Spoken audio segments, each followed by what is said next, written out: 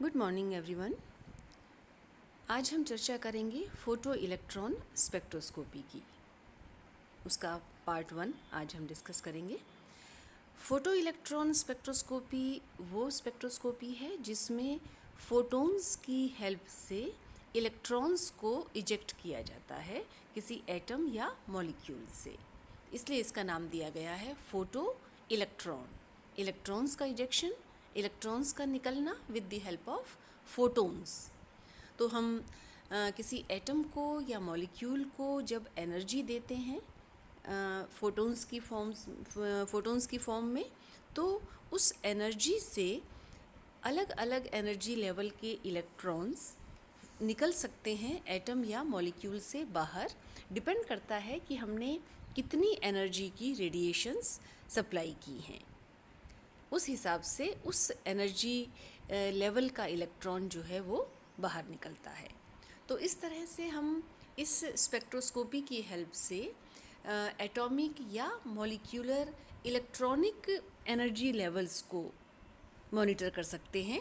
और हम दूसरे शब्दों में कहें कि जो इलेक्ट्रॉन की बाइंडिंग एनर्जी या एटम या मॉलिक्यूल की आयोनाइजेशन एनर्जी है, वो हम कैलकुलेट कर सकते हैं फोटो इलेक्ट्रॉन स्पेक्ट्रोस्कोपी से। बाइंडिंग एनर्जी यानी वो मिनिमम एनर्जी जो किसी इलेक्ट्रॉन को हाईएस्ट ऑक्यूपाइड ऑर्बिटल से निकालने के लिए चाहिए, वो उसे हम कहते हैं बाइंडिंग एनर्जी। तो यहाँ हम फोटो इलेक्ट्रॉन स्पेक्ट्रोस्कोपी में हम क्या करते हैं कि यहाँ आप जैसे डायग्राम में देख सकते हैं कि फोटॉन्स हमने एच न्यू एनर्जी वाले फोटॉन्स हमने दिए किसी सैंपल को, तो एटम या मॉलिक्यूल जो है वो कोलाइड करता है, टकराता है इन फोटॉन्स से, हाई एनर्जी फोटॉन्स से, और उसके फलस्वरूप इलेक्ट्रॉन्स जो हैं वो बाहर अपने अपने एनर्जी लेवल से बाहर निकलते हैं depending on the energy of radiation. जैसे यहाँ हमने दिखा रखा है कि फोटोन स्ट्राइक कर रहा है एक इलेक्ट्रॉन से और वो इलेक्ट्रॉन बाहर निकल रहा है। अब ये जो एनर्जी हमने दी है इलेक्ट्रॉन को, वो उसमें से कुछ एनर्जी तो इलेक्ट्रॉन के बाहर निकलने के लिए चाहिए, यानी उसके एनर्जी लेवल से एटम के सरफेस से बाहर निकलेगा, उसके लिए उसको एनर्जी चाहिए बाइंडिंग एनर्जी के बराबर। तो बाइंडिंग एनर्जी के बराबर एनर्जी तो यहाँ यूज़ हो गई इलेक्ट्रॉन को बाहर निकालने के लिए। अब जो सरप्लस एनर्जी है, यानी बाइंडिंग एनर्जी से ज़्यादा जो जितनी एक्स्ट्रा एनर्जी फोटॉन्स में थी, वो इलेक्ट्रॉन एज काइनेटिक एनर्जी अपने साथ ले जाता है। काइनेटिक एनर्जी मतलब उसका मूवमेंट होगा उतनी देर तक बाहर, एटम के बाहर, उतनी एनर्जी से। तो जो एच न्यू है यानी फोटॉन्स की जो टोटल एनर्जी है वो हो जाएगी बाइंडिंग एनर्जी और काइनेटिक एनर्जी के टोटल के बराबर। इसलिए हम बाइंडिंग एनर्जी कैलकुलेट कर सकते हैं क्योंकि हमें एच न्यू पता है, हमें पता है कि कितनी एनर्जी की रेडिएशंस हम दे रहे हैं। उसमें से अगर हम काइनेटिक एनर्जी मापें निकले हुए इलेक्ट्रॉन की, तो उसको एच न्यू से माइनस करके हमारे पास आ जाएगी इलेक्ट्रॉन की बाइंडिंग एनर्जी। अब क्योंकि काइनेटिक एनर्जी जो है वो क्वांटाइज्ड नहीं होती है, जिस तरह से इलेक्ट्रॉनिक या वाइब्रेशनल या रोटेशनल एनर्जी लेवल्स क्वांटाइज्ड होते हैं, उनकी एनर्जीज़ क्वांटाइज्ड होती हैं, काइनेटिक एनर्जी का क्वांटाइजेशन नहीं होता है। इसका मतलब कि जितनी भी एनर्जी है एक्स्ट्रा, वो सारी इलेक्ट्रॉन ले सकता है एज काइनेटिक एनर्जी। तो इसका रिज़ल्ट क्या हुआ कि हम ऐसी कोई भी रेडिएशन जिसकी एनर्जी आयोनाइजेशन एनर्जी या बाइंडिंग एनर्जी से ज़्यादा है, कितनी भी ज़्यादा हो, वो हम रेडिएशन यहाँ पर यूज़ कर सकते हैं। तो वो जो भी एक्स्ट्रा एनर्जी है वो निकल जाएगी एज काइनेटिक एनर्जी।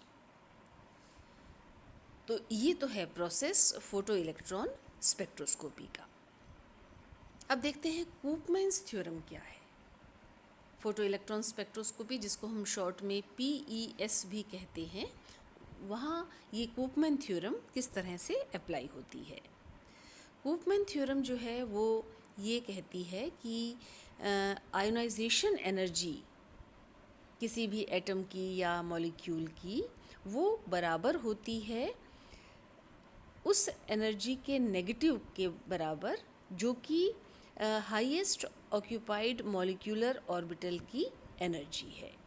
यानी ionisation energy is equal to the negative of the energy of the orbital which is usually the highest occupied molecular orbital, यानी होमो की एनर्जी के नेगेटिव के बराबर।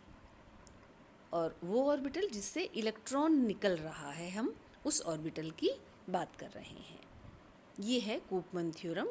तो इस थ्योरम की हेल्प से हम आयोनाइजेशन एनर्जी जो है वो निकाल सकते हैं, क्योंकि आयोनाइजेशन एनर्जी किसके बराबर है? Minus of energy of the orbital. तो ये थ्योरम हमको ये बताती है कि ये पॉसिबल है मॉलिक्यूलर ऑर्बिटल की एनर्जी का डिटर्मिनेशन, क्योंकि हमने जो ऊपर एक्सप्रेशन लिया था h nu is equal to binding energy plus K E, यानी binding energy is equal to h nu minus kinetic energy. तो हम बाइंडिंग एनर्जी इस स्पेक्ट्रोस्कोपी से कैलकुलेट कर सकते हैं, और बाइंडिंग एनर्जी या आयोनाइजेशन एनर्जी हमें पता है तो हम उससे मॉलिक्यूल या मॉलिक्यूलर ऑर्बिटल की या एटॉमिक ऑर्बिटल की एनर्जी पता लगा सकते हैं।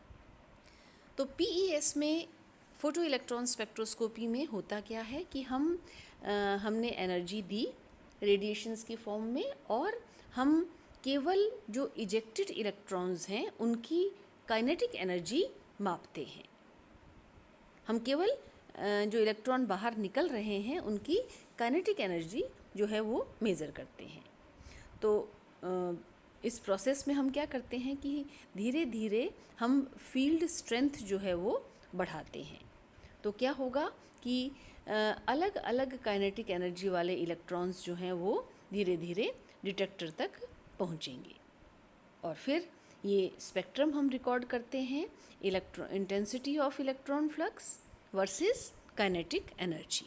तो ये हमारे पास एक ग्राफ आ जाता है जहाँ पर हम काइनेटिक एनर्जी या बाइंडिंग एनर्जी जो है वो देख सकते हैं। अब ये फोटो इलेक्ट्रॉन स्पेक्ट्रोस्कोपी दो तरह की होती है। क्लासिफिकेशन जो है वो बेस्ड है on the mode of electron generation. किस एनर्जी की हम रेडिएशन दे रहे हैं उसके हिसाब से सोर्सेज अलग होंगे, और इलेक्ट्रॉन्स जो निकलेंगे वो भी अलग अलग शेल से निकलेंगे। तो दो तरह की फ़ोटो इलेक्ट्रॉन स्पेक्ट्रोस्कोपी है। पहली है यूवी पीईएस, यानी यूवी फोटो इलेक्ट्रॉन स्पेक्ट्रोस्कोपी। इसको हम शॉर्ट में यूपीएस भी कहते हैं, पीसोस भी कहते हैं, PESOS, यानी photo electron spectroscopy for outer shells. क्यों? क्योंकि यहाँ जो सोर्स है फोटोन्स का वो है यूवी, और इसके लिए हम यूवी फोटोन्स के लिए जो सोर्स लेते हैं वो है हीलियम गैस। ये हीलियम गैस जो है ये 58.4 नैनोमीटर की वेवलेंथ की रेडिएशंस देती है, जिसकी एनर्जी है 21.22 इलेक्ट्रॉन वोल्ट। काफ़ी लो एनर्जी की रेडिएशंस हैं ये, और इसलिए ये फोटोन्स केवल आउटर शेल्स के इलेक्ट्रॉन्स को ही इजेक्ट कर पाते हैं। केवल जो लोएस्ट एनर्जी वाले इलेक्ट्रॉन्स हैं वो ही इस एनर्जी से निकल पाते हैं, इसलिए हम इसको कहते हैं PESOS, photo electron spectroscopy for outer shells. दूसरी तरह की PES है XPES, या जिसे हम XPS भी कहते हैं या एस्का भी कहते हैं। इस टाइप के स्पेक्ट्रोस्कोपी में एक्सरे बीम यूज़ की जाती है इलेक्ट्रॉन इजेक्शन के लिए। एक्सरेज यूज़ की जाती हैं, काफ़ी हाई एनर्जी की रेडिएशंस होती हैं ये, और इसलिए ये इनर इलेक्ट्रॉन्स को निकाल पाती हैं। जो हाई एनर्जी के जो इलेक्ट्रॉन्स हैं अंदर के शेल्स में, उनको भी ये निकाल पाती है। और यहाँ पर इस टाइप की स्पेक्ट्रोस्कोपी के लिए जो एक्सरे बीम है वो प्रोड्यूस की जाती है by electron bombardment of some metal target. जैसे एल्यूमिनियम कई बार लिया जाता है, कई बार मैग्नीशियम लिया जाता है। और जो एक्सरे बीम प्रोड्यूस होती है उसकी एनर्जी भी डिपेंड करती है कि हमने कौन सा मेटल लिया है, हमने कौन सा मेटल लिया है एक्सरे प्रोड्यूस करने के लिए। तो जैसे अगर हमने एल्यूमिनियम लिया है तो उसके लिए जो एनर्जी, उससे जो एनर्जी प्रोड्यूस होती है वो है 1486.6 इलेक्ट्रॉन वोल्ट की। और अगर मैग्नीशियम लिया है तो 1254 इलेक्ट्रॉन वोल्ट की एनर्जी जो है वो हमें मिलती है। तो ये काफ़ी हाई एनर्जी है और ये एनर्जी सफिशिएंट है इनर ऑर्बिटल के इलेक्ट्रॉन्स को निकालने के लिए। तो इस टाइप में हम इनर इलेक्ट्रॉन्स को निकाल पाते हैं। तो इसका नाम है ESCA, electron spectroscopy for chemical analysis.